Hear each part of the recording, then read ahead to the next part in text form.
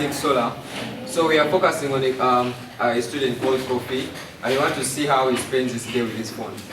So we assume that he charged his phone throughout the night, and the first thing he does is to use his alarm, like to wake him up. The battery is 100%. So throughout the whole journey, we are trying to see how he uses his phone. This is a guy who pays his own tuition at campus.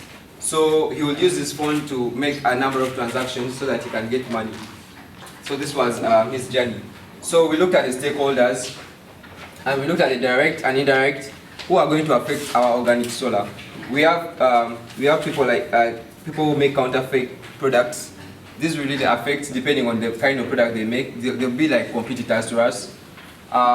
We have product designers. We have the government policies, energy commission. So basically what we try to look at are all these stakeholders who are going to affect our products. Farming, we try to look at the stakeholders that are involved in this problem, which are the farmers in Brikusu. We also like expand on the whole entire stakeholders that are concerned with this problem, and we try to group them into 3 groups. So we had the immediate stakeholders, which are farmers and smallholder families in Brikusu. We had the government, everything under the government. Then we had the facilitators, which are people that basically create an enabling environment for the government and also for the farmers in Brikusu.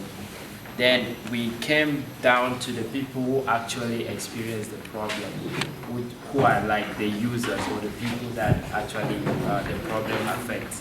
And we came up with 3 of them, which are agro businesses. These we are talking about the agricultural food or agricultural value chain. Harat team, and we are working to solve the problem of lack of mobile space on campus.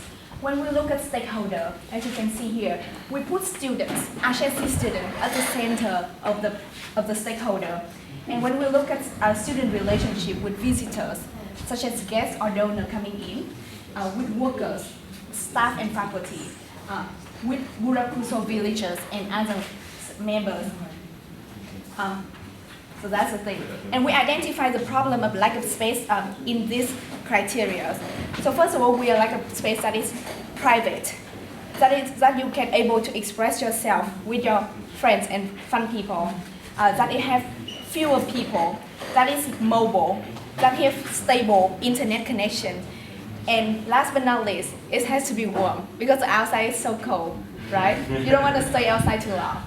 So this is the problem that we identify and we... Okay, so our company that we were looking at was Superpower, and basically our problem was creating a mobile power supply, considering all of the power outages that go on in Ghana. So some of our direct actors were renewable energy companies, some of our indirect were the government and community leaders. And we basically looked at this through the lens of a college student, one that has deadlines, maybe one that's applying to jobs, all using the internet. So you never know when power might go out, and when you do need a backup power supply for something important, then something like Superpower mobile charging system is exactly what you need. All right.